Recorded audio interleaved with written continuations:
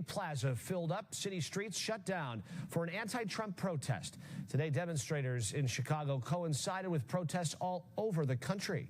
Arnold Brennan was on the ground listening to that crowd that carried signs and marched through the loop. The more people come out, the quicker the government will change. A sea of people at Daily Plaza want to turn the tide of the Trump administration. There's a lot of energy. People are very upset right now. The gathering, called the People's Protest, is organized by the 50-51 movement. 50 states, 50 protests, one movement. The protest in Chicago is part of a national movement. And this is nationwide. Calling on the government to uphold the Constitution. I wrote, the Constitution doesn't swipe left or right. And end executive overreach. We're talking about the Constitution, due process. We're talking about free speech here. Protesters carry signs promoting democracy and opposing actions of President Trump.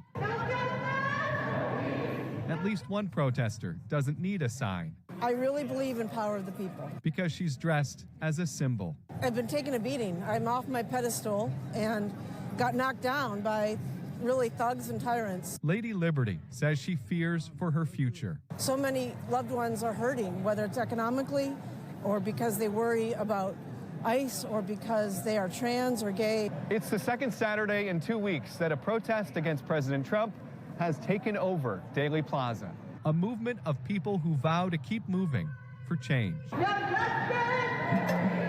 Just like on April 5th, protesters take to the streets. I don't know how many are out, maybe thousands this time around, yeah. A movement of people who vow to keep moving for change. Hello, everybody, and welcome back. What happened over this last weekend was nothing short of phenomenal. Nationwide, every major city you can name, New York, Chicago, Miami, San Francisco, LA, all of them, including the little town that I was in, Rochester, New York, all had demonstrations, shows of resistance, and shows of dissatisfaction with the Trump regime. What went on at each one of these rallies was slightly different, but compliments of the 50-51 organization, these were all held in unison with each other for the 50-51 effort. I want you to listen to a group of them. This is going to be a little bit of a long B-roll. Idaho, how we feeling? About 2,000 demonstrators gathered at the steps of the state capitol today as part of a coordinated national day of action organized by the 50-51 movement. Similar protests took place in 6 other Idaho cities, including Twin Falls, Idaho Falls, and Coeur d'Alene. The 50-51 movement describes itself as a growing coalition of citizens deeply concerned with the state of the country.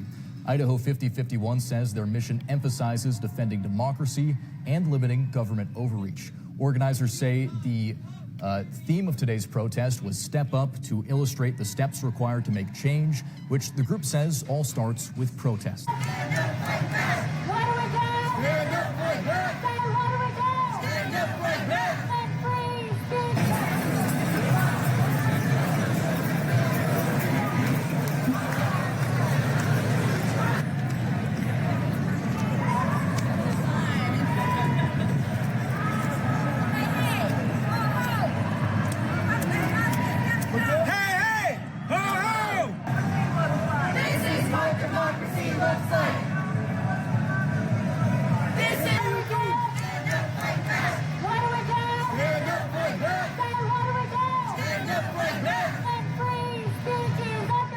It's not alarmist, it's not hysterical, it's not hyperbole. You have eyes, you have ears, you know what's happening, and you are leading the way.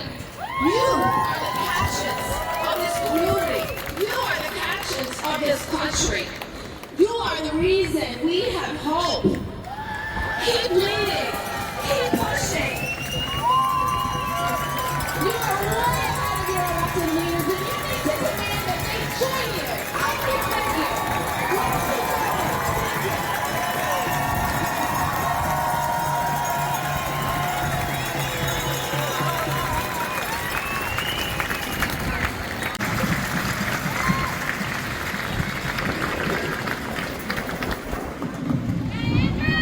Take heart, siblings. Queer liberation is coming.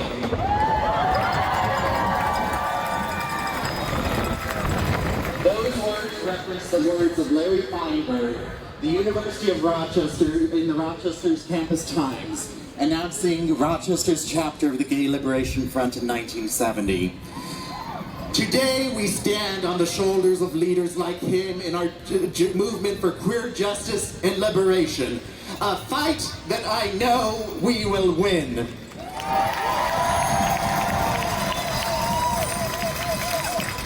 My name is Andrew Moran, and I serve as the board president of the Rochester Rainbow Union.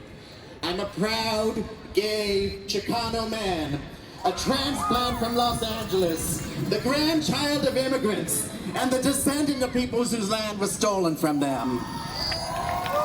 Yeah, it's undeniable. After that, for anybody to say that there aren't dissatisfied people in the millions in the United States is foolish.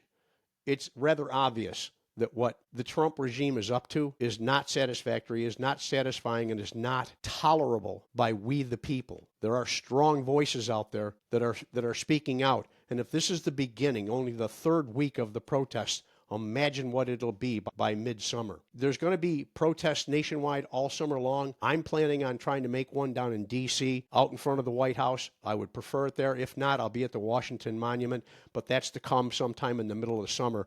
Right now, I'm busy trying to get this out to all the people.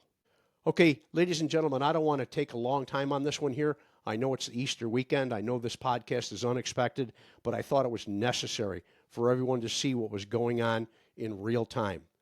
With that, I'm going to wish you all a wonderful weekend. I hope everybody is having a wonderful holiday weekend.